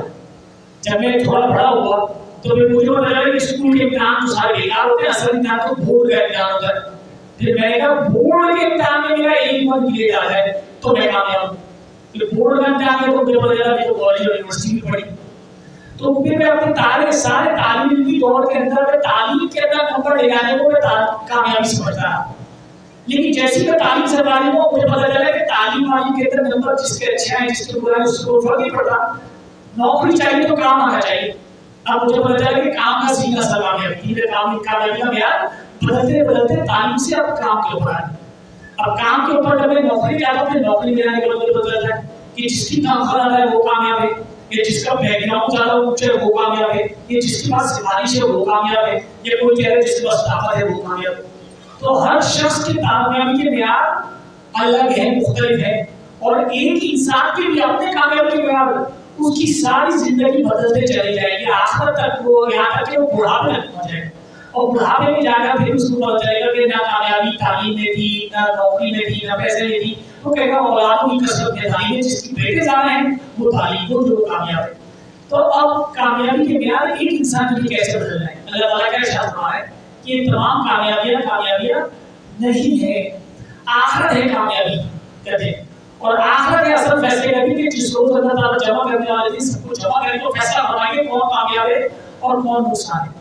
اس روز اللہ تعالیٰ کسی کے امتحانات کے نمبر کو نہیں دیکھیں گے، نہ کسی نوکری کو دیکھیں گے، نہ کسی کے بیک گراؤنڈ کو دیکھیں گے، خاندانی والا بیک گراؤنڈ کیا تھا، نہ اللہ تعالیٰ یہ دیکھیں گے کہ تمہاری نوکری کے اندر صبح 9 سے 5 تک بڑی ایمانداری سے کام کرتے تھے، پورے سال میں کوئی چھٹی نہیں کرتے، کچھ نہیں دیکھیں گے۔ اللہ تعالیٰ کس شے کو خوشحال فرما رہے ہیں قرآن مجید کے اندر ارشاد ہوا وَمَنْ زُحْزِحَ عَنِ النَّارِ وَأُدْخِلَ الْجَنَّةَ فَقَدْ فَازَ، جو بچا لیا گیا آگ سے اور داخل کر دیا گیا جنت میں وہ ہے کامیاب۔ تو اصل کامیابی اور ناکامی کا فیصلہ اس روز ہوگا، اور معیار آگ سے بچنا ہے اور جنت میں داخل ہونا ہے۔ اب دوبارہ سے ایک بار اپنی زندگی کا جائزہ لیں کہ ہم نے اپنی زندگی میں ہر شے کو کامیابی کے معیار پر رکھا، کبھی امتحانات کو، کبھی نوکری کو، کبھی پیسے کو، کبھی طاقت کو، لیکن کیا کبھی بھی ہم نے اپنی زندگی کے اندر جنت کو کامیابی کے معیار پر رکھا، اس دوزخ سے بچنے کو کامیابی کے معیار پر رکھا؟ لیکن انسان کو سوچنا چاہیے کہ یہ ہے اصل میں کامیابی کا ذریعہ، یہ ہے اصل میں جو وہ فیصلے کرے۔ اب اس یوم تغابن کے بارے میں دو باتیں سمجھتے ہیں۔ عمومی طور پر ہم یہ سمجھتے ہیں کہ ناکام ہو گیا ہر وہ آدمی جو کافر تھا، اور جو اہل ایمان ہو گیا ان کے لیے تو خوشی ہے۔ رسول کریم صلی اللہ علیہ وسلم کی حدیث مبارکہ بھی میں نے آپ کے سامنے سنائی، پہلی آیت سے سمجھیں کہ اس روز ہر اہل ایمان کو حسرت ہوگی اپنی گھڑی، اس گھڑی کے اوپر جو اللہ کے ذکر کے بعد اس نے گزاری ہوگی۔ یعنی کہ کافر تو حسرت کرے گا جب وہ جہنم میں چلے جائے گا، لیکن اہل ایمان بھی حسرت کریں گے کہ انہوں نے اللہ کی عبادت کے بغیر جو گھڑیاں گزاری اس دنیا میں وہ کیوں گزاری، اور اپنی خلوص کی کمی کے اوپر وہ حسرت کریں گے۔ اور اہل ایمان بھی حسرت کیا کریں گے اس بات پر کہ کاش میں تھوڑی اور عبادتیں کر لیتا، تھوڑی اور تسبیحات پڑھ لیتا۔ جنتوں کی جو وقفہ ہے، جو اس کے اندر نچلی درجے کی جنت اور اونچے درجے کی جنت کے بارے میں جو وسعت ہے، اس کا وسعت کا پیارے حدیث میں ارشاد ہوا کہ زمین اور آسمان کی چوڑائی کے برابر صرف ایک درجے کا فرق ہے، اور نچلی درجے کے اندر تعالیٰ جب اتنا سنا ہوگا تو حدیث مبارکہ میں آتا ہے کہ اس کو ٹھنڈی خوشبودار ہوا کا جھونکا محسوس ہوگا. تو وہ فرشتے سے پوچھے گا کہ یہ خوشبو کہاں سے ہے؟ تو وہ کہیں گے کہ تم سے اونچے درجے کی جنت والا ہے، اس نے کروٹ بدلی ہے، اس کی کروٹ بدلنے سے یہ خوشبو کا جھونکا ہے. بڑا تعجب کرے گا، بڑی حسرت کرے گا کہ کاش یہ مقام مجھے مل جاتا. پھر دل میں خیال آئے گا کہ میں پوچھوں تو ذرا کہ کیا فرق تھا ہمارے اعمال کے اندر. تو فرشتے سے پوچھے گا کہ اس کو میرے اعمال میں فرق کتنا تھا کہ اس کو اتنا بڑا اونچا مقام مل گیا، مجھے نہیں ملا یہ مقام. تو فرشتے کہیں گے کہ ایک سبحان اللہ پڑھ دے گا، تم سے صرف ایک سبحان اللہ زیادہ پڑھی. آپ تصور کریں کہ ایک سبحان اللہ ایک الحمدللہ کہنے کی کیا عجب. تو یوم تغابن کے اندر جہاں کافی حسرت کریں گے اس بات پر کہ کاش ہم ایمان والے ہوتے، وہی اہل ایمان کی حسرت کریں گے اس بات پر کہ کاش ہم مزید اور عبادت کرتے تھے. کاش وہ لمحے، وہ گھڑیاں، وہ مجلسیں جو ہم نے اللہ کے ذکر کے گزارے گزاری تھی وہ ہم اور گزارے تھے. آج تو ہم یہ سوچا کرتے ہیں اتوار کا دن میں چھٹی کر دے ہیں اور گھر میں تھوڑا آرام کرنے ایک ہی چھٹی کا دن ملتا ہے، اور ہم یہ سوچا کرتے ہیں کون چاہے نکل کر یہ کام چاہے اتوار جا کر بیٹھے. تو اصل میں تو یہی جانا، یہی مشقت، یہی سن لینا اللہ کے دین کو، یہی بروز قیامت ہمارے لیے خوشی کا باعث ہوگا. اور وہ آرام اور سکون اور وہ گھر کے اندر وقت کا ضائع کرنا، یہ دنیا کے معاملات کے اندر وقت کا لگا دینا، یہ ہماری حسرت کا باعث ہوگا. اللہ رب ہم سب کو اس سے محفوظ فرمائے اور ہم سب کو وہ تمام درجات نصیب فرمائے جو اولیاء اور انبیاء اور جو شہداء کو نصیب ہوئے. اس کے بعد اللہ رب ارشاد فرمائے ومن یؤمن باللہ، اور جو کوئی اللہ پر ایمان لائے ویعمل صالحا اور ایمان اور اعمال کرے گی، یکفر عنہ سیئاتہ، اللہ تعالیٰ اس کی کوتاہیوں کو دور فرما دیں گے، ویدخلہ جنات تجری من تحتہا الانہار، اور اللہ تعالیٰ داخل فرمائیں گے ان کو باغات میں، جنت میں جن کے نیچے سے نہریں بہہ رہی ہوں گی، خالدین فیہا ابدا، ان میں رہنا ہوگا انہیں ہمیشہ ہمیش. ذالک الفوز العظیم، یہ ہے بڑی کامیابی. اصل کامیابی یہ ہے، دنیا کی کوئی کامیابی نہیں ہے. تمہارے سارے دنیا کے معیار بیکار ہیں، تم خود اپنے اوپر یقین نہیں کرتے، تم خود بدل لیتے ہو، پھر کوئی اور کیا اس کے اوپر یقین رکھے. تو اصل کامیابی یہ ہے جنت میں داخل ہو جانا. اس کے بعد ارشاد فرمایا والذین کفروا، اور جن لوگوں نے کفر کیا، وکذبوا بآیاتنا، اور جھٹلایا ہماری آیتوں. اب جھٹلایا چاہے زبان کے ذریعے جھٹلایا ہو چاہے اعمال کے ذریعے جھٹلایا ہو، لیکن جھٹلایا ہماری آیاتوں کو. اولئک اصحاب النار، وہ ہیں جہنم والے، وہ ہیں آگ والے لوگ، خالدین فیہا، اس میں رہیں گے ہمیشہ. وبئس المصیر، اور وہ بہت ہی بری جگہ ہے جہنم، لوٹنے کے لیے ٹھہرنے کے لیے بہت ہی بری جگہ ہے. ابھی پہلے رکوع مطالعہ کروں اس کے اندر ایمان کی تفصیل اللہ تعالیٰ نے بیان فرمائی. اب ایمان لانے کے بعد بندے مومن کی شخصیت میں کیا نتائج، کیا ثمرات، کیا نتیجے رونما ہوتی ہیں، اس کا بیان شروع ہے. پہلی آیت کے اندر اللہ تعالیٰ نے ارشاد فرمایا کہ انسان میں تسلیم اور رضا ہے، یعنی وہ راضی برضائے رب رہنا شروع کرے، وہ اس بات پہ راضی ہو جائے کہ جو اللہ کی طرف سے ہوا ہے بس مجھے وہ کرنا ہے. ارشاد ما اصاب من مصیبت الا باذن اللہ، نہیں بیتتی کوئی شے بیتنے والی مگر اللہ کے اذن سے، اس کے حکم سے. تو اس دنیا میں، اس کائنات میں جو بھی شے بیتتی ہو، چاہے وہ خوشی کی بات ہو یا وہ غم کی بات ہو، وہ اللہ ہی کے حکم سے آیا کرتی ہے. یہ پہلی بس یہ پہلی کوالٹی، پہلا نتیجہ ہے ایمان کا جو انسان کو ملتا ہے. انسان سمجھتا ہے کہ دنیا میں کوئی بھی شے ہو جائے، مطلب میرا کوئی بہت بڑا نقصان ہو جائے تو وہ چونکہ اپنے کامیابی کے معیار وہ جنت سمجھتا ہے تو دنیا کے نقصان سے اس کو پریشانی نہیں ہوتی، اور دنیا میں کوئی فائدہ ہو جائے تو اس فائدے سے اس کو خوشی اتنی نہیں ہوتی. اسی طریقے سے دنیا کی ہر شے کو، ہر خوشی کو بھی اور ہر غم کو بھی وہ اللہ کی جانب سے سمجھتا ہے تو وہ اس کے اوپر راضی رہتا ہے. ارشاد ہوا کہ کوئی مصیبت نہیں ہوتی، کوئی آفت نہیں آتی مگر اللہ کے اذن سے. ومن یؤمن باللہ، اور جو اللہ پر ایمان کرتا ہے یہدی قلبہ، اللہ تعالیٰ اس کے دل کو ہدایت دیتے ہیں. جس شخص کو اللہ پر ایمان نہیں ہے تو اس کے وہ اسی بات میں خوفزدہ رہتا ہے کہ میرا یہ نقصان ہو گیا، میرا یہ ہو گیا. لیکن جو اللہ پر ایمان رکھنے والا ہے وہ ہدایت کی طرف ہوتا ہے، اس کا دل مطمئن ہوتا ہے. واللہ بکل شیء علیم، اور اللہ تعالیٰ جو وہ ہر شے پر، ہر شے کا علم رکھنے والا ہے. مولانا محمد علی جوہر کا ایک بڑا خاص واقعہ ہے تحریک پاکستان کے بارے میں کہ انگریزوں کی قید میں تھے جیل کے اندر، اور خبر ملی کہ بیٹی کی وہ ٹی بی کے مرض میں لاسٹ اسٹیج کے اندر ہے اور اب علاج کی کوئی امید نہیں ہے، کوئی شفا کی کوئی امید نہیں ہے، بالکل آخری وقت ہے. تو جی این سے اپنی بیٹی کو خط لکھتے ہیں اور یہ میں جب یہ شعر سنایا کرتا ہوں، یہ حالت بتایا کرتا ہوں تو بولتا ہوں یہ شعر پڑھ لینا تو بڑا آسان ہے، لیکن ذرا اپنی بیٹی کے ماتھے پہ جب اس کو بخار، اس کو طبیعت خراب اس کی، تو اس کی ماتھے پہ ایک بار ہاتھ رکھ کے یہ شعر پڑھیں تب معلوم ہے. ہم وہ لکھتے ہیں کہ تجھ سے میں دور سہی وہ تو مگر دور نہیں، میں ہوں مجبور پر وہ تو مجبور نہیں، اور فرماتے مشکل لاکھ سہی پر دل مومن ہی وہ کیا جو ہر حال میں تسلیم پہ معمور نہیں. آگے آخری جو مصرع ہے وہ بڑا سخت ہے، کہتے ہیں تیری صحت ہم کو ہے مطلوب مگر اس کو جو منظور نہیں تو ہم کو بھی منظور نہیں. یہ ہے وہ جملہ. کبھی اپنی بیمار بچی ہے، کبھی بیمار بچے کے سر پہ ہاتھ رکھ کر ایک بار یہ پڑھنے تو پتہ چلے گا تسلیم ہو جانے کی کوشش ہے کہ انسان یہ کہے کہ میری زندگی اللہ نے نہیں لکھی تو ہمیں بھی نہیں چاہیے، اللہ دے گا تو تیری زندگی میں مطلوب ہے، اللہ نہیں دے گا تو نہیں مطلوب ہے. یہ تسلیم ہو جاتا ہے، یہ درجہ ہے ایمان کو ملا کرتا ہے. کافی کے اندر کوئی گزر جاتا ہے تو زندگی وہ تو عرصہ اس بات میں گزارتے ہیں، نفسیاتی طور پر ڈسٹرب ہو جاتے ہیں، سائیکیٹرسٹ کو نفسیاتی ڈاکٹر کے پاس جانا پڑتا ہے صرف کاؤنسلنگ کروانے کے لیے. دنیا جو وہ عارضی ہے. تو اہل ایمان کو پہلی شے جو نصیب ہوتی ہے وہ یہ نصیب ہوتی ہے کہ وہ تسلیم و رضا کے ساتھ زندگی گزارنے والے ہو جاتے ہیں. اگر ہم کو یہ تسلیم و رضا کا بس نصیب کروائیں. دوسری شے اشارہ واطیع اللہ واطیع الرسول، اطاعت کرو اللہ کی اور اس کے رسول کی. دوسرا بس ابھی دوسرا بس کیا آپ کو آئیڈیا بھائی اللہ کی اطاعت اور اس کے رسول، اس میں تو کوئی خاصیت نظر نہیں آ رہی، لیکن اللہ کی اطاعت اور اس کے رسول کی اطاعت یہ بڑی کوالٹی ہے، یہ بڑی مشکلات سے انسان کو بچاتی ہے. مثال کے طور پر کسی کے گھر میں شادی ہو رہی ہے، اب شادی میں کریں کیا بھائی، اگر یہاں پر شادی کریں گے تو خالہ ناراض ہو جائیں گے، وہاں پر کریں گے تو باپ ناراض ہو جائیں گے، ادھر کر رہے ہیں تو لڑکے والے ناراض ہو جائیں گے، ادھر کر رہے ہیں تو لڑکی والے ناراض ہو جائیں گے. اب شادی کے طرف بڑے مسائل ہوتے ہیں اور ہم سب کو معلوم ہے کہ شادی کے ذریعے معاملات بدلتے ہیں، کوئی خوش ہوتا ہے کوئی ناراض ہوتا ہے. اب انسان پرواہ کرے تو کس کی پرواہ کرے؟ تو وہ پرواہ کرے اللہ کی اور اس کے رسول.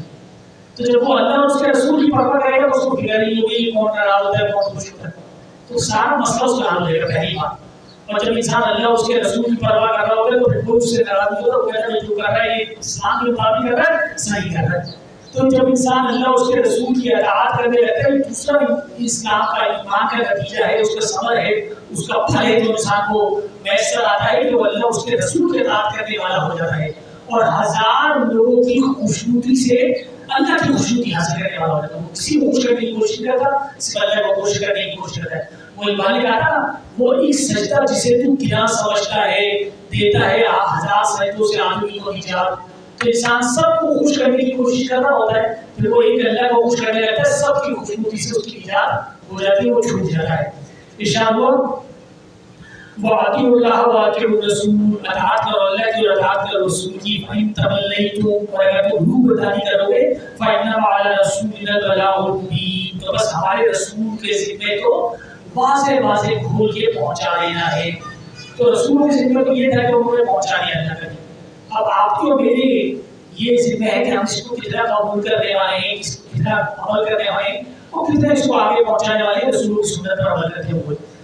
اب آگے تیسری آیت کے اندر تیسرا وصف بیان کیا جا رہا ہے اور وہ ہے توکل کرنا اللہ پر. پیچھے تسلیم و رضا آئی ہے، اس کے بعد اطاعت آیا ہے اور اب تیسرا وصف آیا توکل اللہ پر بھروسہ. ارشاد ہوا اللہ لا الہ الا ہو، اللہ ہی ہے جو کہ عبادت کے لائق ہے اور اس کے سوا کوئی نہیں ہے. وعلی اللہ فلیتوکل المؤمنون، تو بس اللہ ہی پر توکل کرنا چاہیے مومنوں کو، اہل ایمان کو، اسی پر انسان کا بھروسہ ہو.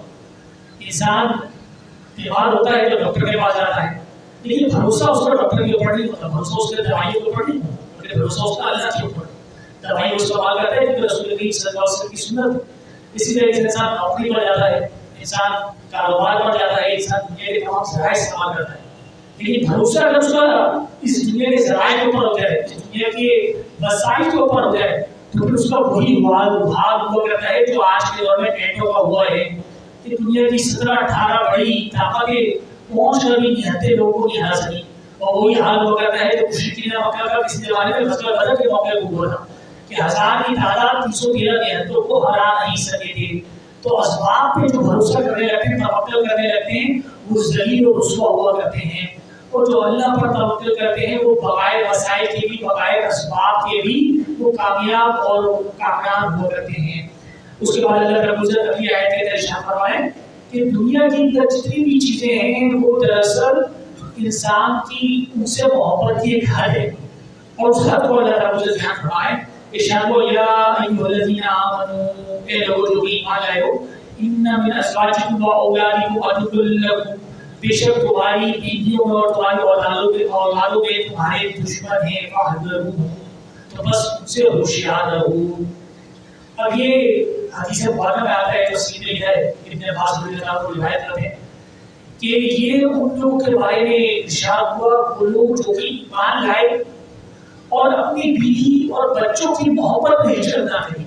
جب ہجرت کا وقت آیا تو ہجرت نہیں کری تو بیوی بچے پیچھے چھوٹ گئے. اللہ رب العزت نے ارشاد فرمایا کہ تمہارے ایسے بیوی اور ایسے بچے جو تمہیں دین کے راستے سے روک رہے ہیں وہ تمہارے دشمن ہیں، فاحذروہم، تو بس ان سے بچو. اور آج بھی انسان کے وہ بیوی وہ بچے جو اس کو دین کے راستے میں روک رہے ہیں، جو اس کو شریعت کے راستے سے روک کر شریعت کے خلاف لے جائے. مثال کے طور پر انسان اگر رشوت دیتا ہے تو اسی رشوت دینے والے سے آپ پوچھیں گے یہ کیوں کرتے ہیں؟ وہ نے کہا بچوں کے لیے کچھ جمع کر رہا ہوں، اپنی اس کو خواہش نہیں ہوگی، بچوں کے لیے کر رہے ہو. یا پھر وہ بیوی کی خواہشات ہوتی، کوئی بڑا گھر ہو، ایک اے سی ہو، ایک گاڑی ہو.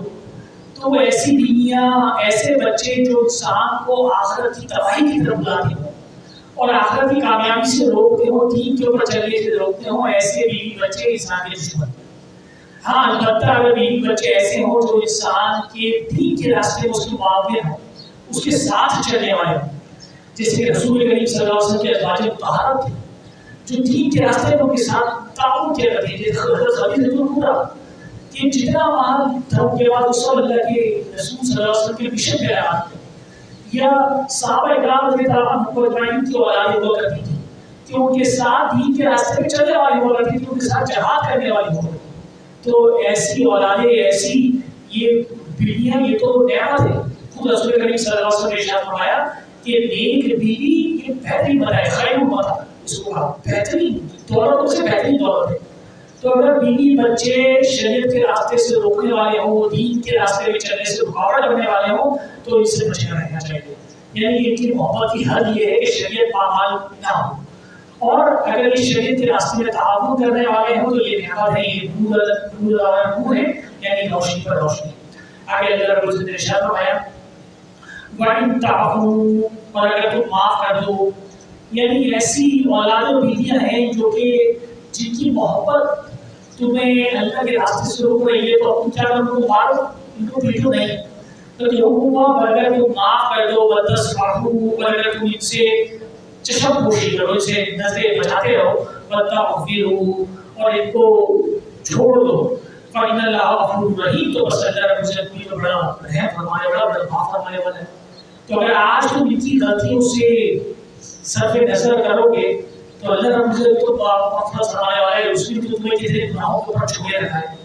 تو تم اگر یہ سوچ کر کے اپنی اولادوں کے ساتھ، اپنی بیویوں کے ساتھ نرمی برتو کہ اللہ مجھے اس بدلے کے اندر، اس رویے کے بدلے کے اندر آخر میں معاف کرے گا. اور یہی انسان کو اپنے ہر چھوٹے کے ساتھ اللہ اختیار کرنا چاہیے کہ وہ ان کے ساتھ نرمی کا برتاؤ کرے تاکہ اللہ رب العزت بھروسے قیامت اس کے ساتھ نرمی کا برتاؤ کرے گا.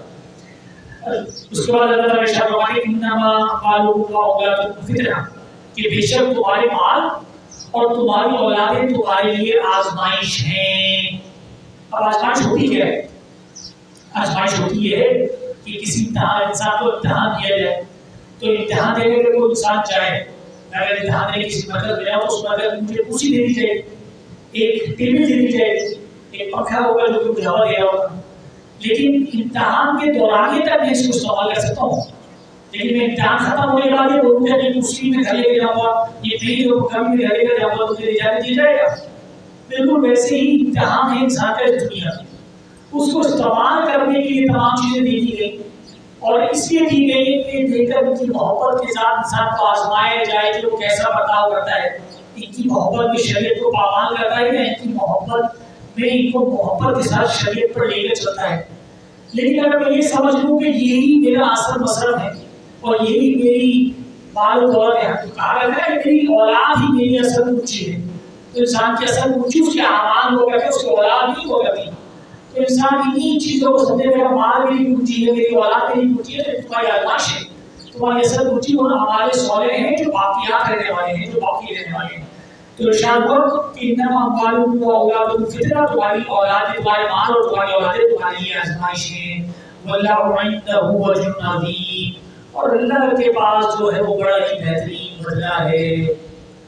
اب ذرا ہم اگر تصور کریں کہ ہم اپنی اولادوں میں جو اولاد ہے اس کو چاہتے کیوں ہیں، ہم اولاد کو چاہتے کیوں ہیں، مجھے بیٹا چاہیے بیٹی چاہیے کیوں چاہیے.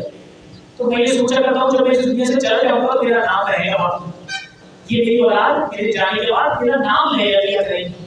اور میں کتنا ہی خوددار، کتنا ہی طاقتور اسٹرانگ کیوں نہ بن جاؤں، لیکن میرے دل میں کہیں نہ کہیں جذبہ ہوتا ہے کہ جب میں بوڑھا ہو جاؤں گا، میری ہڈیاں کمزور ہو جائیں گی، تو میرا یہ بیٹا یہ میرا سہارا بنے گا، اس کا بیٹا میرا پوتا میرے لاٹھی پکڑ کے لاٹھی کی طرح میرے ساتھ چلا کرے گا. یہ میرے ذہن میں تصور ہے، جن کا خیال ہوتا ہے. اللہ تعالیٰ کے ارشاد فرمایا اللہ کے پاس جو ہے وہ بہتر ہے. یہ اولادیں بھی برے ماں باپ کو باہر نکال دیا کرتی ہیں گھر سے، یہ اس کو کوئی سہارا نہیں بنتا. اور انسان یہ سوچا کرتا ہے کہ میری اولادیں میرا نام لے رہا ہوں گی، تو ذرا قبرستان جا کے ذرا دیکھیں کہ کتنے ماں باپ ایسے دفن ہیں جن کے قبروں پہ سالوں سے کوئی کھڑ بنا کیا ہے. آج ہم یہ کہا کرتے ہیں کہ میری اولاد میری قبر پہ کھڑی ہوگی. اگر تصور کریں کہ ہم اپنے والدین کی قبر پہ کتنا کھڑے ہونے والے، ہم کتنا جا کے ان کا نام لینے والے. آج اس عمر کے اندر ہمیں پرواہ اپنی بچوں کی ہے یا اپنے گزرے والدین کی ہے، یہ تصور کرنے کی بات ہے. تو انسان کو امید ہوتی ہے اس دنیا کے مال و دولت سے، اس دنیا کے اولادوں سے. تو اس کا نتیجہ کیا ہوتا ہے؟ جو ایمان نہیں رکھتا وہ اپنے بیٹے سے اوپر خرچ کرتا ہے، جس کے والد نہ ہوا اس نے اپنے بیٹے پہ خرچ کیا، یہ سوچ کر کہ میرا بیٹا بڑھاپے میں میرا سہارا بنے گا. جب وہ بوڑھا ہوا تو اس کا بیٹا اس کا سہارا نہیں بنا، تو اس نے کہا کہ میرا اپنا سارا مال ضائع کر دیا. اب اگلا جو انسان ہے اس نے دیکھا کہ اس والے انسان نے مال ضائع کر دیا، تو اس نے اپنی اولاد پر پیسے خرچ نہیں کیا. اس نے اس اولاد کو میرا سارا ہی بنا، تو میں اس اولاد پر پیسے خرچ کر دوں. رفتہ رفتہ کر کے ایک ایسا مغرب معاشرہ وجود میں آ گیا جس میں ماں باپ اولاد پہ پیسہ نہیں لگاتے، اس کی تربیت نہیں کرتے، اس کو پالتے نہیں ہے، اور پورا معاشرہ ہلکے ہلکے کر کے تباہ ہوتا چلا گیا.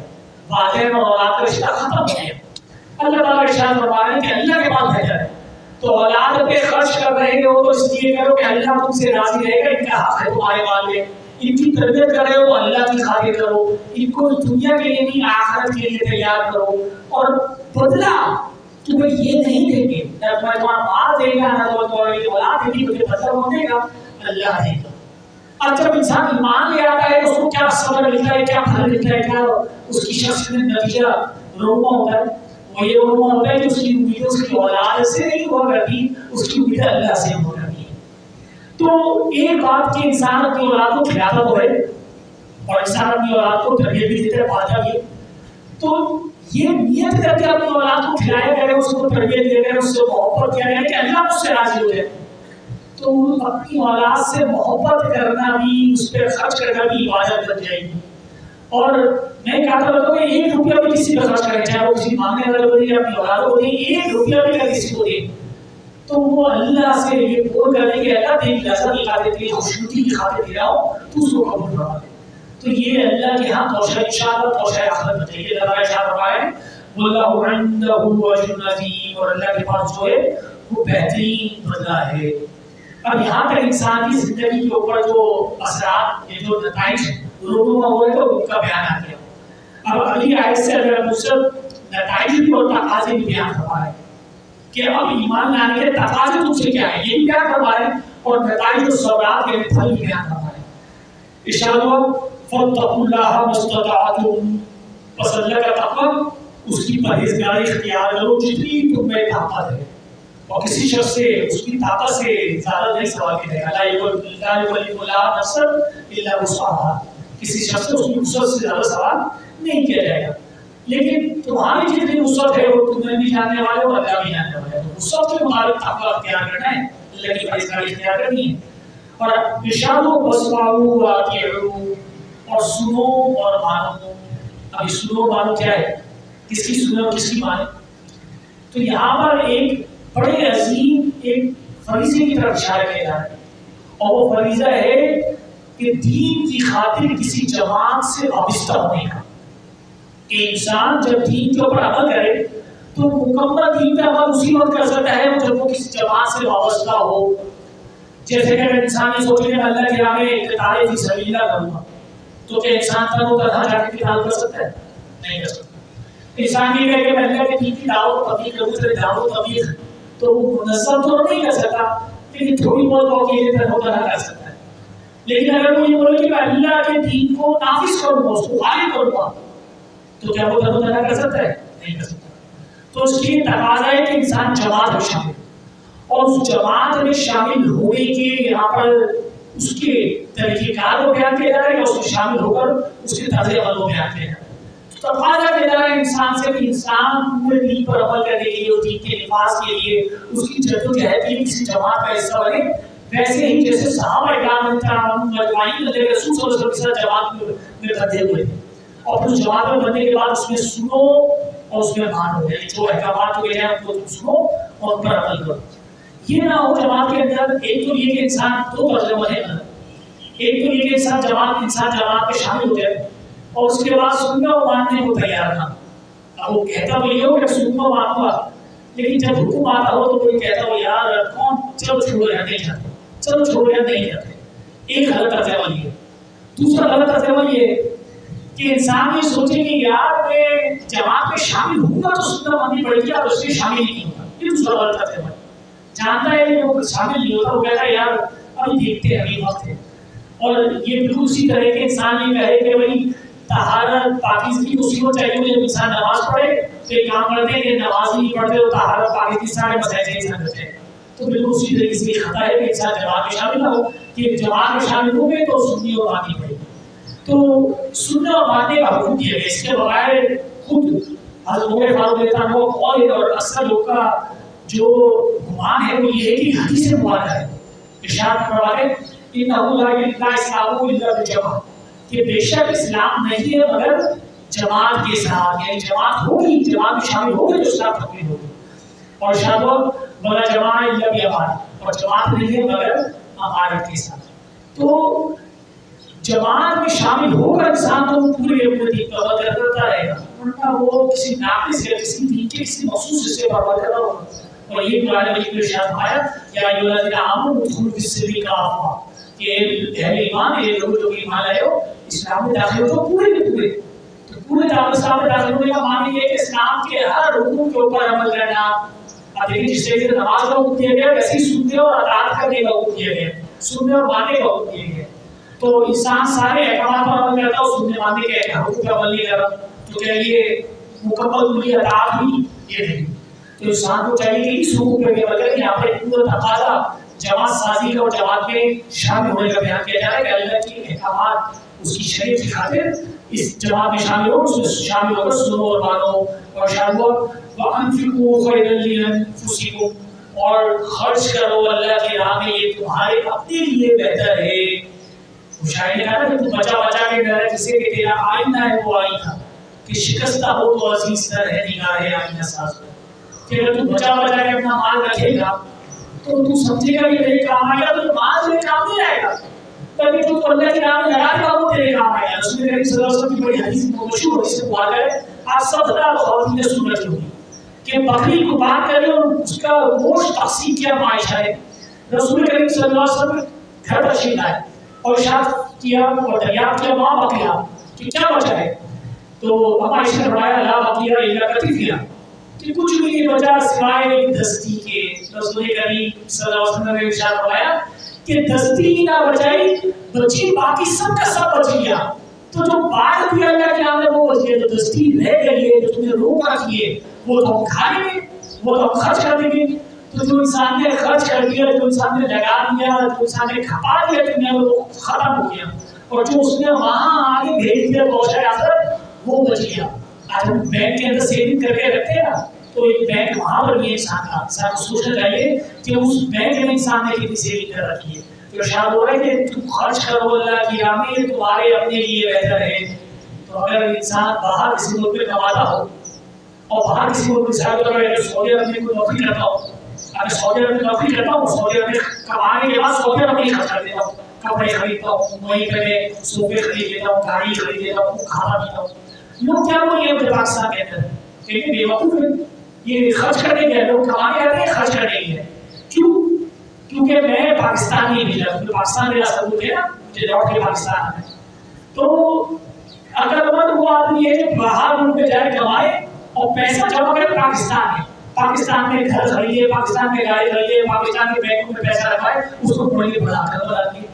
اب یہی بات ہم اپنے اوپر تمام انسانوں کے اوپر رکھتے ہیں. ہر انسان کا اصل وطن کون سا ہے؟ وہ آخرت کا وطن ہے. اب ہم یہاں دنیا پر آئے کمانے کے لیے. خود رسول کریم صلی اللہ علیہ وسلم نے ارشاد فرمایا دنیا کیا ہے؟ آخرت کی کھیتی ہے. تو تمہیں دنیا میں کمانے کے لیے بھیجا گیا ہے، آخرت کا پھل، آخرت کا پیسہ، اور تم کما کر نہیں خرچ کر رہے تو تمہیں کیا بولیں گے؟ بولیں گے بیوقوف ہے، جہاں گیا وہی کما کے خرچ کر رہا ہے، اپنے اصل وطن میں تم بھیج نہیں رہا. تو انسان اگر خرچ کرے اللہ کے نام میں، اپنے اصل وطن میں ڈپوزٹ کرے تو وہ تمہارے اپنے لیے بہتر ہے. تو تمہاری خود کی عقل مندی ہوگی. وہ سعودی والے کبھی بھی انسان کا نوکری ختم کر کے اس کے پرمٹ ختم کر کے اس کو پاکستان بھیج دیتے. وہ پاکستان آ رہا ہے تو پتہ چلتا سارا تو سعودی میں آیا ہوا ہے، پاکستان میں کچھ بھی نہیں ہے. وہی حال انسان کا ہوگا کہ کب پرمٹ ختم ہو جائے گا اس دنیا کا پتہ نہیں ہے. تو پرمٹ ختم ہو گیا کیسے انسان اپنے اصل وطن پہنچے گا تو پتہ چلے گا یہاں تو میں نے کچھ کوشش نہیں کر رہا. تو بچاؤ، اللہ کی راہ میں لگاؤ، تو تمہارے لیے بہتر ہے. منافقین کے بارے میں سورہ منافقون کے اندر ذکر آیا اور ارشاد ہوا کہ جب ان کو بہت مصیبتیں اللہ سے کہیں یا اللہ مجھے ایک تھوڑی سی مدت دے دے، تھوڑی سی اور مہلت دے دے، میں جاؤں صدقہ کروں، کیونکہ بچا بچا کے رکھا ہوگا دنیا میں، کہیں گا میں سارا پیسہ زندگی کے نام لگا دوں اور دوسرے آخر ہو جائے. تو جو بچا کے آج رکھا ہوگا اس کو کل کا انتظار نہ کریں گے، کل وہ بھی تو خرچ کروں گا میں، کہ آج ہی لگا دیں تمہاری اپنے لیے بہتر ہے. شاہ خیر لانفسکم، یہ تمہارے اپنے آپ کے لیے بہتر ہے. اور آگے فرمایا گیا وَمَن یُوقَ شُحَّ نَفْسِهِ فَأُولَٰئِکَ هُمُ الْمُفْلِحُونَ، اور جو کوئی بچا لے گا جی کی لالچ سے وہی اصل میں کامیاب ہے. اب جی کی لالچ کا معنی یہ ہے کہ انسان پیسے کو بچا کے رکھے کہ یار سارا نہیں آتا، تھوڑا سا رکھتا ہوں، اگر میرے پاس اتنا ہے تو اتنا سا رکھتا ہوں تاکہ یہ میرے کل برے وقت میں کام آئے. لیکن ایمان والے کیا سمجھتے ہیں؟ ایمان والے سمجھتے ہیں کہ اللہ پر توکل کرنا چاہیے، پیسے پہ توکل کوئی شے نہیں ہوتی. تو اللہ کی راہ میں رکھو ایک بات. لیکن جی کی لالچ کا معنی صرف پیسے سے نہیں ہوتا بلکہ ہر شے سے ہوتا ہے. یہ اس طرح سمجھے کہ جی کی لالچ کا معنی یہ ہے کہ یہ تنگ نظری ہے، اور آج کا انسان اس تنگ نظری کے مرض میں جی کی لالچ کے مرض میں خوب مبتلا ہے. اگر دیکھیں گے انسان کو کہ آپ اس سے اس کے پولیٹیکل سیاسی پوائنٹ آف ویو کے بارے میں، نقطۂ نظر کے بارے میں بات کریں، آپ کو نظر آئے گا وہ تنگ نظر ہے. وہ اپنی قوم، اپنی لسانیت، اپنی لسانی جو جماعت ہے اس سے باہر کسی کو تسلیم نہیں کرتا. اسی طریقے سے آپ اس سے اس کے مذہب کے بارے میں بات کر لیں تو تنگ نظر ہوگا. وہ کہے گا جو ہمارے گھر کی ٹوپی پہنتے ہیں بس یہی چاہیے، اکثر وہ ایسا بدعتی ہے، سب کافر ہیں، سب مشرک ہیں. اسی طریقے سے انسان سے آپ اپنی ملک کے بارے میں یا اپنے آپ کے بارے میں اور دوسروں کے بارے میں بات کریں تو کہے گا بس میں ہی صحیح ہوں، یہ میرے جو پڑوسی ہیں یہ بھی خراب ہے، یہ میرے پڑوسی یہاں میرے گھر کے آگے کیسا ملتے ہیں، یہ میری خالہ ہے، یہ بھی کوئی ہے، میرے پھپھا یہ بھی ہے. یہ تنگ نظری کا برداشت جو وہ انسان میں ہوتا ہے. اور یہی وجہ ہے کہ ہم گاڑی چلاتے ہیں تو گاڑی چلاتے ہوئے ہر گاڑی والے کو برو کہہ رہے ہوتے ہیں، ہر گاڑی والے کو ہم کہہ رہے ہیں کہ غلط چلا رہے ہیں، اور سب سے غلط ہم ہی چلا رہے ہوتے ہیں، اپنے آپ کو کہہ رہے ہیں تو صحیح چلا رہے ہیں. تو اس تنگ نظری کا انسان مبتلا ہو جاتا ہے جبکہ وہ اللہ کی راہ میں خرچ کرنے سے ہو جاتا ہے، اس کو ایمان آنے سے ہو جاتا ہے. ارشاد ہوا وَمَن یُوقَ شُحَّ نَفْسِهِ، اور جب انسان جو بچا لیا گیا جی کی لالچ سے، تو معنی یہ ہوا کہ جی کی لالچ سے انسان خود نہیں بچ سکتا، اللہ جس کو بچا لے وہ بچ سکتا ہے. تو اللہ رب سے دعا کرتے رہیے کہ اللہ تمہیں یہ وسعت نظری اور وسعت عمل نصیب فرمائے. تو جو بچا لیا جی کی لالچ سے بس وہی لوگ ہیں جو کہ کامیاب ہیں. پھر اللہ رب سے آخری اس کے بعد اللہ رب سے ارشاد فرمائے ان تقرض